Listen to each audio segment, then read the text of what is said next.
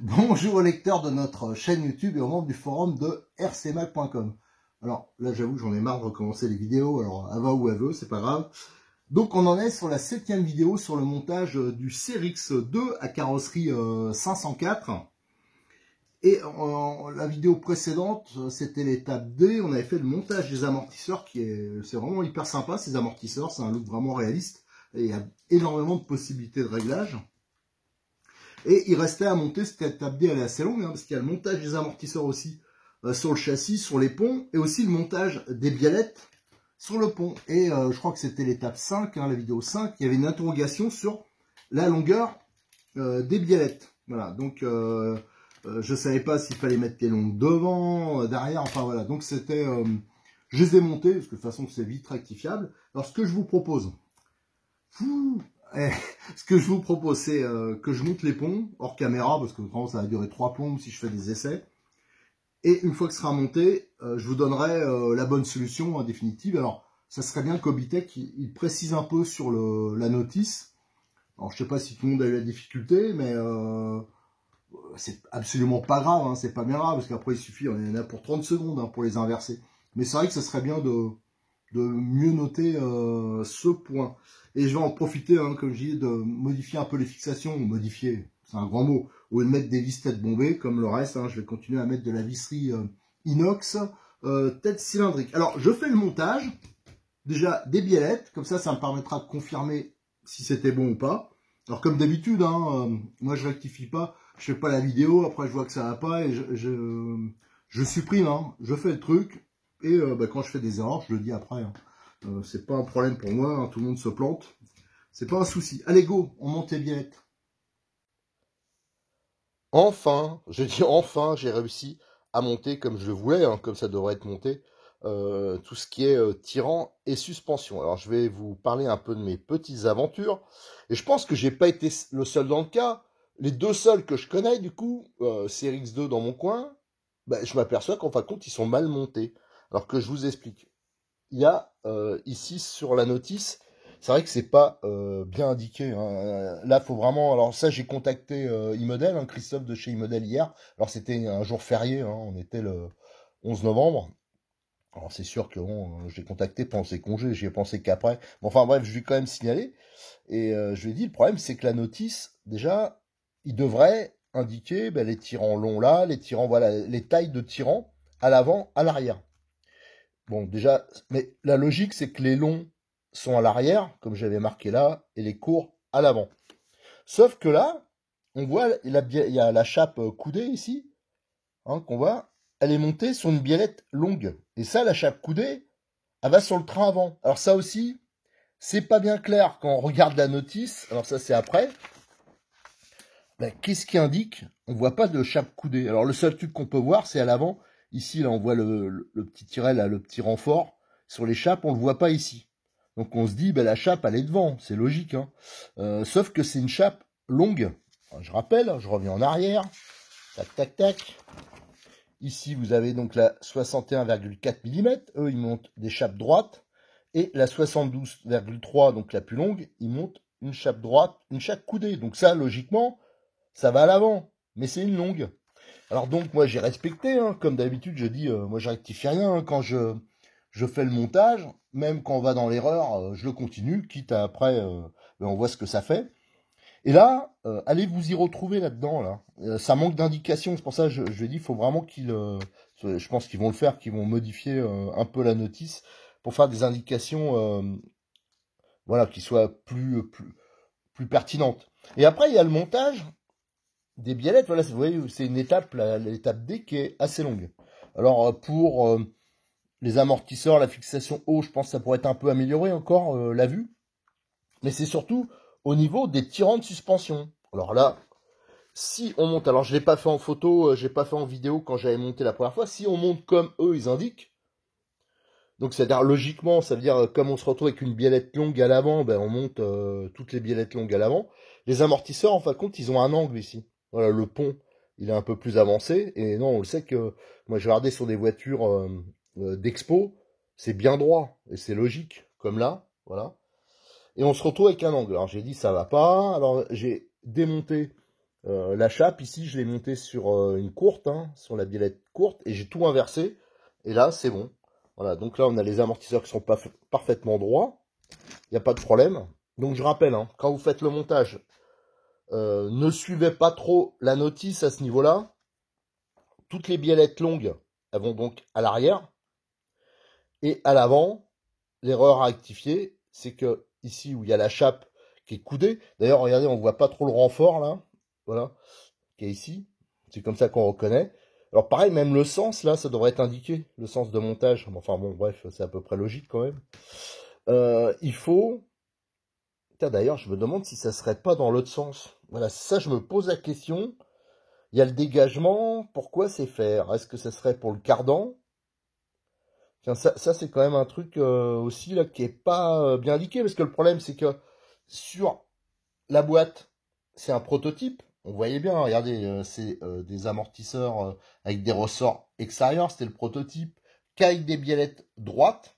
Et d'ailleurs, la voiture qu'avait Christophe chez lui, quand il a voulu regarder pour comparer, ben, c'était un prototype aussi, c'était avec des biellettes droites. C'est-à-dire que les biellettes coudées, ils ont dû, les chapes coudées plutôt, ils ont dû le rajouter après. Alors là, il y a une petite interrogation encore là-dessus, ça faudra que je vérifie. Bon, ça c'est vite rectifié, on a vite fait de le retourner. Voilà, donc il faut mettre toutes les chapes, enfin les biellettes courtes c'est à l'avant, les biellettes longues à l'arrière. Et ça, faut le rectifier, ce que je disais dans cette étape-là. Alors celle d'avant encore, c'est la page 9, voilà.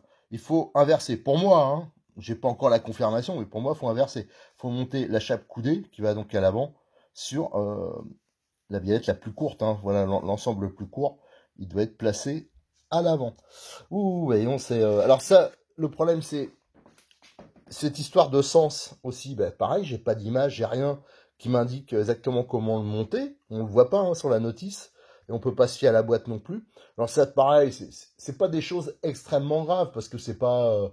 voilà, c'est vite rectifié. C'est vrai que c'est pas... Mais ça, c'est des choses qu'il va falloir qu'ils fassent évoluer sur la notice. Et je vous dis, moi, les deux Série X2 que j'ai dans mon coin, ils ont les amortisseurs penchés. Donc ça veut dire qu'ils ils sont mal montés. Voilà, et je pense que c'est dû à ça. C'est parce que la notice, là-dessus, elle est pas... Il y a une erreur, et en plus, elle est pas assez claire. Allez, maintenant, qu'est-ce qu'on va faire? On va, là, ça, on a monté les amortisseurs. C'est monté avec les petites cales. Bah, qu'est-ce qu'il nous reste hein? Maintenant, on va pouvoir attaquer. Bah, on va attaquer la transmission centrale. Donc, ça va permettre de bien avancer. Allez, on s'attaque à ça tout de suite. L'étape de montage E01, c'est l'assemblage du faux différentiel central qui est bloqué. Allez, on va monter donc cette transmission centrale. Alors c'est un faux diff, hein, c'est un différentiel bloqué à la base, puisqu'on a un carter hein, qui intègre la couronne, qui a un diamètre de 28,5, et dedans on voit il y a les emplacements pour éventuellement mettre des axes de satellite. Voilà, on voit même l'emplacement pour le joint torique. Hein. Alors ça c'est vraiment le genre de carter qu'on retrouve, alors pas exactement le même, mais le corps du moins, sur tout ce qui est les Charisma, les BX8, les BXR, enfin ouais, plein de voitures, même aussi chez Funtech, il y a ce genre de... c'est le même principe. Alors l'idée c'était, j'en ai déjà parlé, c'est un jour il faudra que je teste de monter ça en différentiel, alors peut-être pas pour le central, je pense que ça n'a pas une utilité, mais plus pour les ponts, pour une utilisation plus mixte, mais je pense que ça doit être possible, du moins il y a les emplacements. Alors, comme pour les autres voitures que j'ai citées avant, on retrouve un petit insert métallique hein, qui permet de bien guider les sorties. Et vous voyez, ça rentre très facilement, un peu trop facilement. Alors c'est vrai que sur tout ce qui est BX8 SL, tout ça, justement, je fais des préparations, je les colle. Ça, c'est important. Là, bon, il y a aucun mouvement de rotation. C'est juste un guidage. Alors c'est vrai que ça rentre un peu quand même plus que facilement.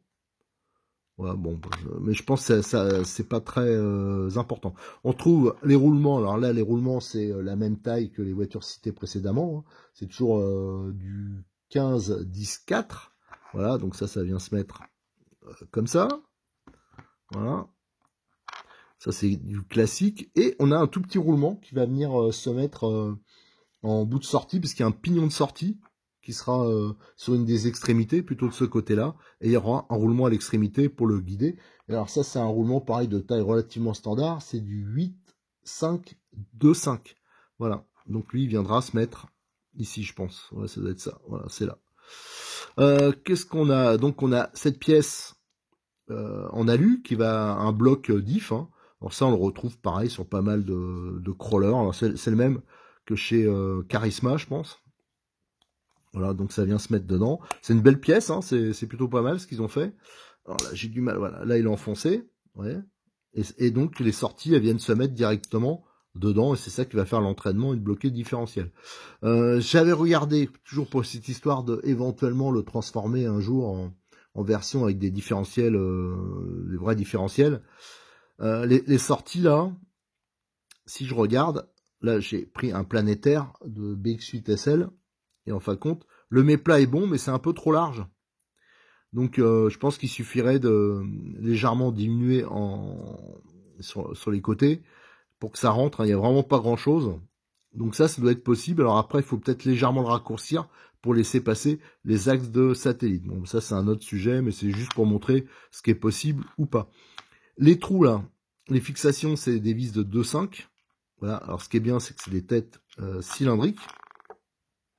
Et j'ai fait déjà le filetage parce que ça rentre assez dur. Donc moi je vous conseille de le faire avant. Alors j'ai même foutu un petit coup de fraise au début, hein, pour que ça aille mieux et pour pas que ça fasse aussi une surépaisseur. Et donc ça monte plus facilement. Ensuite, alors qu'est-ce qu'il y avait, bien sûr, j'ai mis ça, mais il fallait que je mette la sortie avant. Voilà. Donc ça, voilà, j'ai voulu le montrer pour... Alors maintenant, il va falloir que je le ressorte. Alors ça va être autre chose.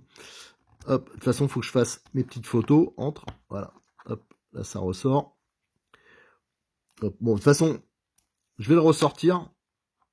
Peut-être comme ça, avec ce que j'ai à côté de moi. Voilà, donc ça, c'est bon.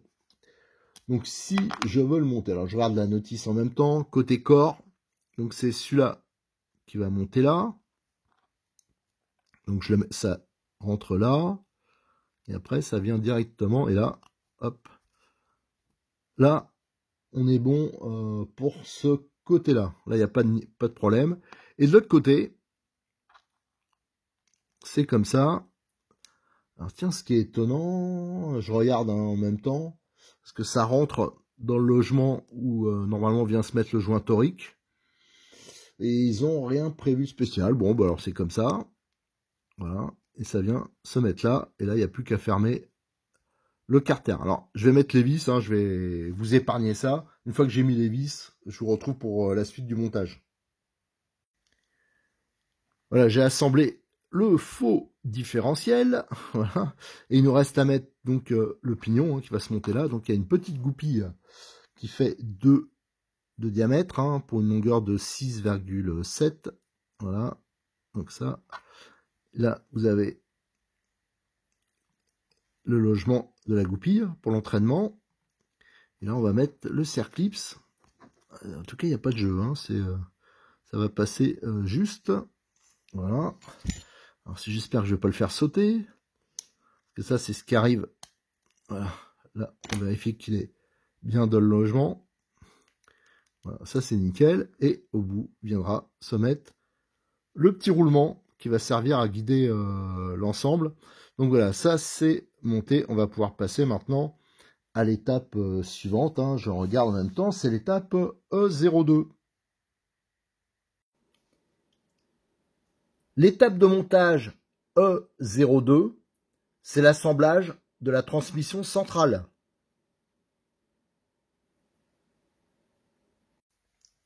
Alors pour cette étape E2, on va continuer à monter la transmission centrale, hein, donc là le carter.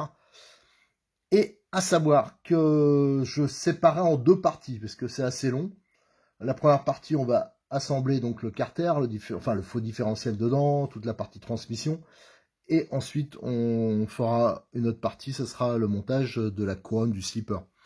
Alors, on a notre faux diff central, notre carter. Ici, on a un arbre. de transmission avec des roulements, je pense que c'est 5-10-4, on va vérifier tout de suite, les roulements, 5-10-4, logiquement, voilà, c'est ça, c'est bien du 5-10-4, tout à fait classique. Alors ça, si vous voulez vous faire plaisir, comme je l'avais indiqué pour les roulements de roue, les roulements de pont, tout ça, vous pouvez mettre des roulements d'embrayage, hein, de thermique, ça j'avais déjà donné les références, c'est beaucoup plus résistant à long terme. Bon, après, sur un crawler, la partie de transmission centrale, je pense pas qu'elle en prend quand même trop plein la tête, mais quand même, hein, ça joue. Alors, l'arbre, on va regarder le montage de cet arbre. Alors apparemment, il y a un roulement, il vient directement comme ça, hein, je découvre en même temps que vous. Et de l'autre côté, nous avons la goupille, je pense que c'est la même que sur l'étape précédente, hein, donc du 2 x 60 à peu près. Et nous avons un pignon. Alors, le patac, c'est les deux mêmes, hein, on voit qu'il y en a un où il y a des roulements qui viennent se mettre dedans, donc ça c'est un roulement intermédiaire, comme il y a souvent sur les cascades de pignon, sur les 1/10. Et ceux-là, c'est les deux mêmes, hein. Si je regarde bien, j'ai l'impression que c'est les deux mêmes. Donc ça vient se mettre ici. Donc c'est pas comme ça. Donc il y aurait le circlip à mettre là. Ah non, c'est dans l'autre sens. Oh, comment ça monte ça? Alors ça, faut que je regarde.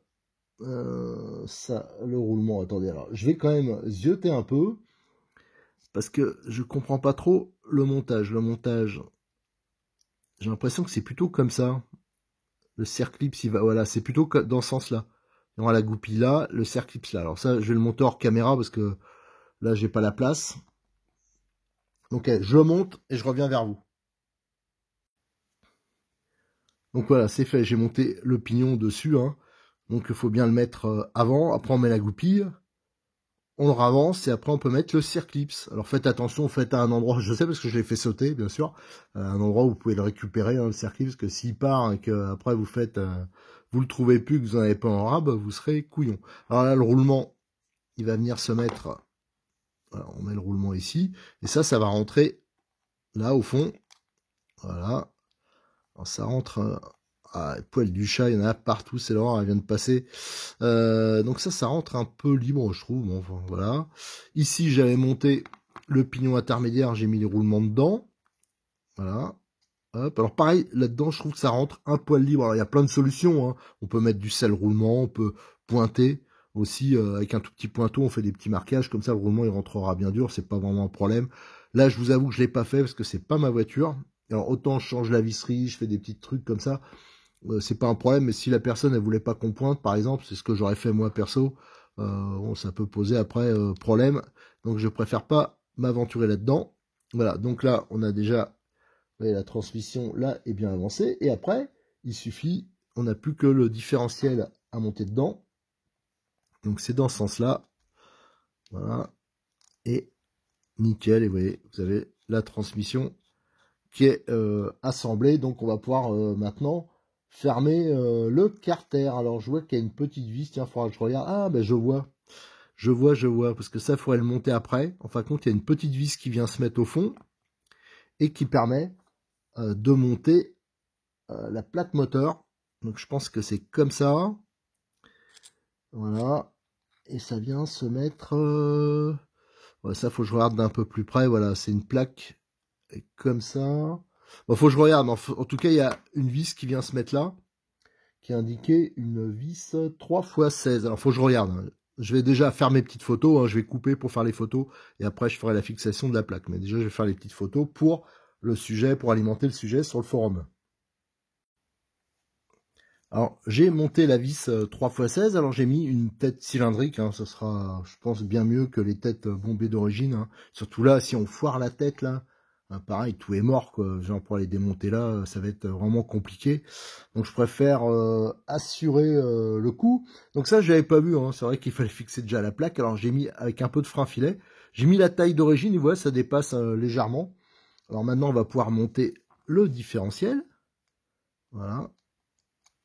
Hop, donc ça c'est nickel, voilà, on a l'ensemble qui est monté. Maintenant on va pouvoir fermer le carter. Alors je regarde, hein, pour pas refaire d'erreur. Je vérifie une dernière fois, bah, je pense que c'est bon. On va pouvoir donc refermer le carter. Est-ce que j'ai fait les photos une fois que tout ça est monté? Interrogation. Donc je vais peut-être faire les photos quand même. Alors à savoir quand même que les vis, hein, je vous le dis tout de suite. Donc ça c'est les vis d'origine, hein, donc à tête bombée, et je les ai remplacées par les mêmes à tête cylindrique pour une histoire de fiabilité. Et bien sûr tout ce qui se visse, je vais mettre un peu de frein filet, tout ce qui se visse dans la plaque moteur, mais le frein filet, le frein filet je le mets directement sur le filetage là, avec une petite pointe, directement comme ça, parce qu'autrement on va en mettre partout. Voilà, donc ça c'est bon. Alors ce pignon, ça veut dire que celui-là, il se monte pas tout de suite. Alors je regarde la suite de la notice. Ouais, c'est bon. Ça se montera sur la deuxième étape, ça. Alors ce que je vais faire, je vais tout monter. Alors je vais graisser aussi. C'est vrai que là, j'ai pas graissé, hein, j'ai fait pour les photos. Mais on va un peu graisser, pas à peine d'en mettre non plus 2 tonnes. Et je vais mettre toujours la même graisse, hein, la graisse graphique que j'utilise. Et après, je fermerai l'ensemble en utilisant ces vis. Et après, je vous ferai la petite conclusion pour voir si ça montait, hein, parce que des fois, on a des petites surprises. Donc, j'ai voulu monter le carter. Hein, au passage, j'avais graissé. Et faites attention, hein, à un moment, je crois que j'ai fait des photos. Il y avait un roulement qui était là. Voilà, je l'avais juste mis comme ça. Mais bon, c'est pas grave. Sauf que je monte, je serre tout, et tout bloquait. J'ai dit, qu'est-ce que c'est cette histoire? Alors, je vois que là, il y avait du jeu. Là, je voyais pas pourquoi il y aurait un problème. Et en fin de compte, ils montent, eux, des vis. Alors d'ailleurs, j'ai dit que c'était très bien. Moi, c'est ce que je préfère. Des vis tête cylindriques comme ça, ici. Sauf que, regardez le carter, comme il est fait, le logement du roulement, ben, ça frotte sur le carter. Et donc, ça bloque la transmission. Alors, je me suis dit, bon, c'est pas grave. Je vais mettre des têtes bombées. Voilà. Vous voyez la différence? Là, des têtes cylindriques. Et là, les têtes bombées, donc là, c'est beaucoup plus haut. Donc, j'ai mis des têtes bombées. Là, j'ai pas fait l'essai du montage, mais à mon avis, simplement quand je mets en place les pièces, là, j'appuie à peine. Déjà, ça bloquait. Tandis que là, même si j'appuie fort comme ça, c'est parfaitement libre. Donc, je pense qu'il y aura pas... De toute façon, je vais faire le test, hein, mais c'est simplement pour vous dire. On verra dans la conclusion, mais qu'il y a eu un problème à ce niveau-là. Alors, le problème qu'il y a, c'est que, bon, c'est pas grave, ça, j'enfilerai... Cyril, il en mettra avec ses kits. Mais les têtes bombées, c'est la taille, c'est du 1,5, donc pour la clé, et c'est très fragile, surtout pour serrer dans la diff. Alors faites bien le filetage avant, hein, que ce soit quand même plus libre, parce qu'autrement vous allez foirer les têtes directes. Alors j'avais bien pensé, maintenant que j'ai fait la modif, et je vous avoue qu'il y a une tête, alors c'est pas grave parce que dedans, il n'y a pas de graisse, il n'y a rien, donc on n'a pas à le démonter. Les roulements, ils se démontent de l'extérieur, donc ça, une fois que c'est monté à vie. Mais j'ai une tête en plus là qui est à moitié foirée, donc j'ose pas tenter le diable. Autrement, j'aurais remis les vis qu'il y a ici, et avec la Dremel, j'aurais un peu diminué la hauteur ici. Là. Vous voyez, le logement où il y a le roulement, à mon avis, il n'y a pas besoin d'avoir cette hauteur-là. Et je pense que c'est ça qui fait que ça vient frotter. Voilà, donc je pense qu'avec un coup de Dremel, ça aurait largement suffi. Voilà. Bon, ça, je regrette de ne pas pouvoir faire. Maintenant, je vous dis, j'ose pas redémonter. J'en ai une qui est quand même bien abîmée. Alors, on peut mettre ces vis-là, mais voilà. Donc, ça, un petit coup de Dremel. Les Dremel, elles sont toujours livrées avec des meules, là. Sur la bouche, il n'y a vraiment pas grand-chose à retirer, je pense. Mais voilà, donc je pense que là c'est bizarre quand même qu'il n'y ait pas de retour là-dessus. Enfin bon, bref. Alors allez, je vais refaire le montage. Alors j'ai graissé entre-temps. Je vais refaire le montage et je reviens vers vous. Voilà, le montage du carter est terminé. Alors faites attention de ne pas faire tomber de petits roulements. Alors on voit tout de suite où il y aura ce pignon qui va se monter.